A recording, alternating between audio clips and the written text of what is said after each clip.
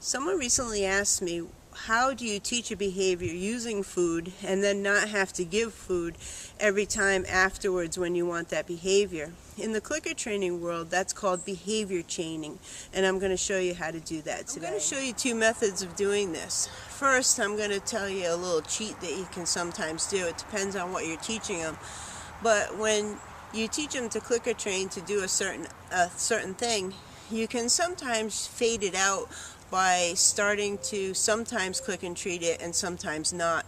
And what you would do in that situation is, more times than not, you would click and treat it, and you'd change that so that it becomes more times than not you're not clicking and treating him, you're just walking away or you're doing something else until you come to a point where you've phased it out. Two methods that I'm going to show you, the ones that I primarily use. The first one being that you chain behaviors together. I'm going to use haltering as an example. Say you've taught your horse to be able to put on the halter and then you click and treat him, but you don't want to have to click and treat him every time you put the halter on. So what you would do is, the next time you would go out, you would halter him, clicker him, treat him, but then take the halter off and then put it back on. And instead of clicking and treating him, you would add putting on the lead rope, and then you'd click and treat him. And you do that for a few times, and then you'd put the halter on, you put the lead rope on, and not click him there, and then you'd lead him around in a circle and come back and click and treat him then. And what you do at that point is just make the circle bigger and bigger, do other things, and eventually he'll just forget that he was supposed to get a treat in there. So you start off teaching the horse to put on the halter, and you click and treat him. Then, once he's got that down good, you put on the halter, but then you quickly add putting on the lead rope, and then you click and treat him.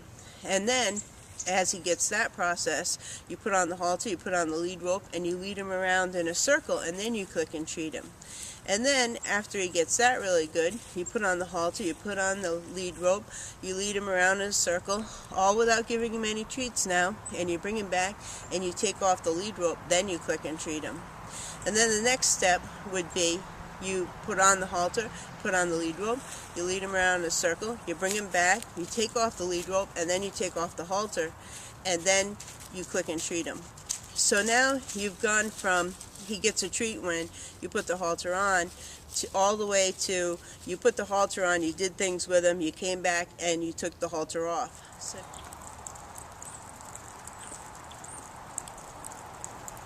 Okay, so now normally, if you were teaching him to do this, he'd get a treat now.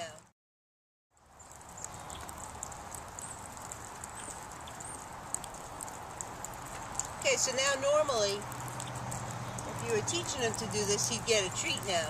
So what you do instead is you immediately add another behavior to it, which we'll say is adding the lead rope. The next step would be, after you've done that a few times, is you put on the halter, you put on the lead rope, and then you very quickly lead him around.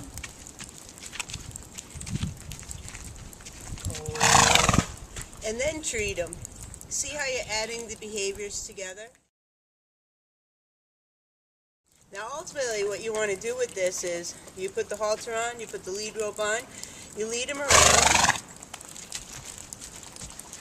without giving him a treat for that whole process, and then you take the lead rope off and you click and treat him. Sometimes you can do the lead and the halter together, but you don't want to rush it if you're not used to doing clicker training.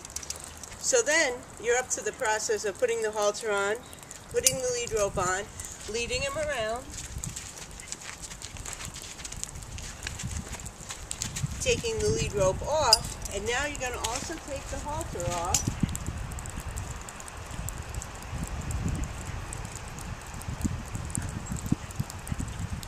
And then you're going to click and treat him. So you're no longer treating him, whoops, you dropped all that. You're no longer treating him for the individual pieces, but the whole behavior. You can take this one step further and add on going to the gate and leaving, so that for the whole session he's not getting any food, he's only getting one treat when you leave.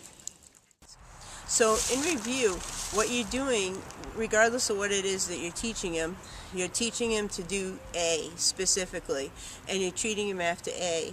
And what you do is you add a behavior to that. So you're clicking after A, then you add a behavior. So then you're not clicking after A any longer, you're clicking after A and B. Then you add C. And at that point, you're not clicking after A or B, you're only clicking after C. So that's how you keep adding behaviors. I like the leading him around in a circle, because you can phase him out pretty quick with that, because you can make one quick circle and click him and treat him, and then after that you can bring him in a circle, and then maybe the next time bring him in an S and back him up, and sometimes even by that point right there, he's forgotten all about getting a treat at all.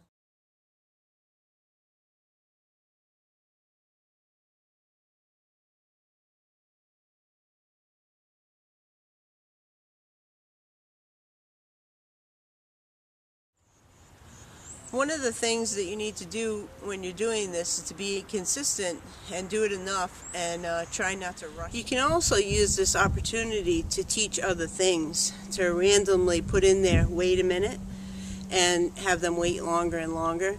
You don't want to add too many things at one time, so it's a little bit of a guessing game at first for you to figure out, should I put that in, should I not put it in. But after a while you'll get to feeling, okay, it'd be a good idea, I could fit that in there and try and teach that as well. And the other thing you might want to teach is all gone, which is a little bit more complicated to teach, but keep it in mind. At some point you might want to try it, and if you do and you can't figure out how to teach it, let me know and I'll show you. If I do this and say all gone, my horse and my dog, no, it's all over, there's no more. I've tried to keep this very simple, because if you're asking the question how to do this, then you need the very basics and you don't need more complex examples. But keep in mind for down the road, after you've gotten a little bit of experience under your belt, so to speak, that when you're adding behaviors and you want to stop giving a treat or a reward after doing a certain thing, the next behavior that you add can then be the first step in the next thing that you want to teach.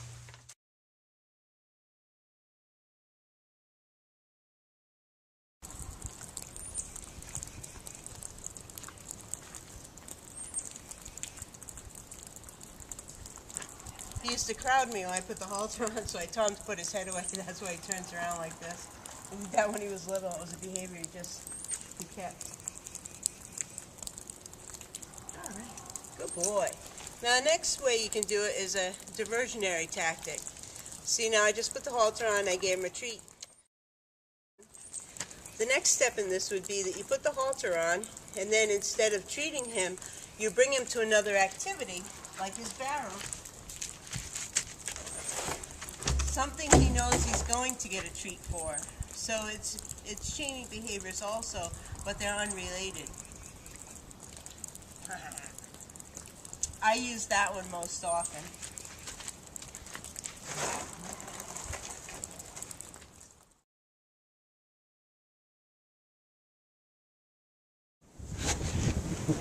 Yay!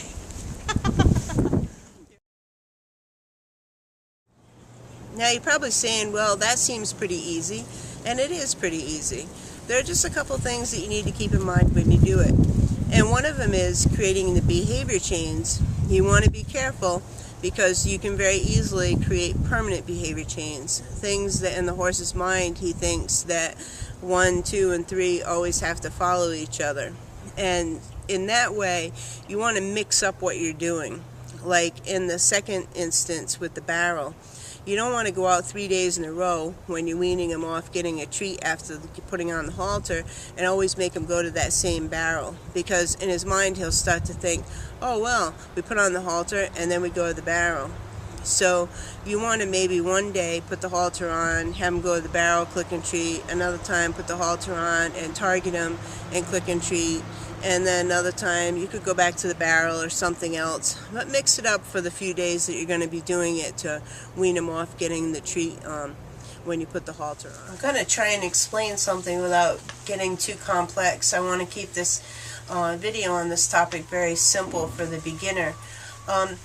But there's a situation that might occur when you're using this method. If, for example, you're doing the haltering and you go out and you take the halter off, and instead of clicking and treating or rewarding the horse, you direct them to go to the barrel and do the barrel trick. When you come out the next day, a clever horse, one that's thinking and not overtrained, might think, okay, yesterday we put on the halter and went to the barrel, so today when they put the halter on, the horse might immediately go to the barrel without you directing it to do so. Now, this is where I would have to actually take a few seconds to think in my mind what I want to do about this. If this were the first time that I saw this horse take the initiative to do that, to actually think that process through and connect it and do that, I might actually click and treat the horse, because I'm not training a horse to I say this, you do this. That's not what I'm trying to do. I'm actually trying to encourage a horse to think more so than just react to what I say. So I might click and treat, not the fact that they went there by themselves without me telling them to do it, is the action which many people would look at when they're doing the clicker training and the food reward training. But I would be rewarding the thought process that took them to decide to do that. Now, if this were a horse that I had seen them do this several times, and it might even have become a behavior with them, I wouldn't click and treat them.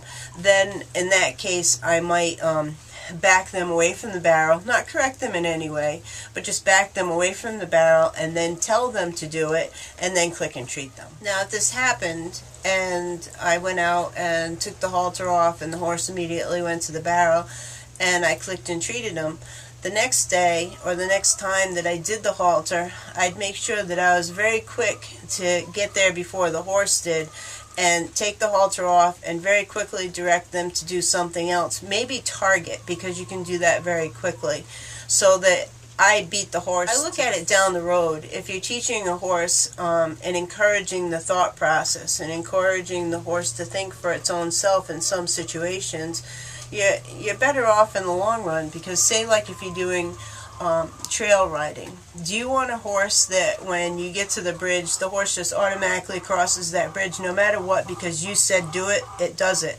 Or do you want a horse that if it gets to that bridge and it thinks, wow, that I sensed someone hiding behind a tree over there, maybe it's not such a good idea that we cross this, or, you know, this bridge doesn't look quite right, you know, maybe we shouldn't cross this, and the horse kind of gives the owner an indication that, you know, I really don't think this is right. The second one is the one that I want. And to be quite honest, people who do natural horsemanship training and talk all this big talk about alpha training, well, in the real world, in the herd, the alpha horse is always informed by the second in command of something that's not right. So if you're really truly doing alpha training, that's what you want. You want the horse to tell you, the person who's in charge, I think there's something that's not quite right. Once you've done this process with him, if you've done it and drawn it out enough and done it enough, he shouldn't want to have a treat after you put the halter on. And honestly, after you do more and more clicker training, this becomes less and less cumbersome to do, because it's like they understand the process of it. So the first time you teach them to clicker train to do something and you try to chain behaviors together, don't get frustrated if it doesn't seem to work right away. It'll be easier for you the next few times that you try to do it with something else. I'm not a clicker trainer. I'm not a food reward trainer. And I get negative comments from clicker trainers quite often because they say I'm very sloppy at clicker training. Well, it's not so much that I'm sloppy about clicker training. It's that I don't view clicker training as a training method. Clicker trainers and food reward trainers view clicker training and food reward training as the entire method. It is their way of training. I view clicker training and food reward training as a tool to use within other training methods. I've taken my experiences growing up with horses and what I've learned along the way and combined that with things that I've taken from this trainer, that trainer, another trainer, and I've combined it all together, and that's the method that I use. The clicker training and the food reward training, I only view as a tool within that. I say click and treat throughout this video, but if you're doing food reward training, then just give the reward when I say click and treat. In trying to keep this very basic for the beginner, I might have overlooked putting different situations in there that you might come up to. If that happens, feel free to ask me a question. Email me or post it here on YouTube and I'll try and answer it for you.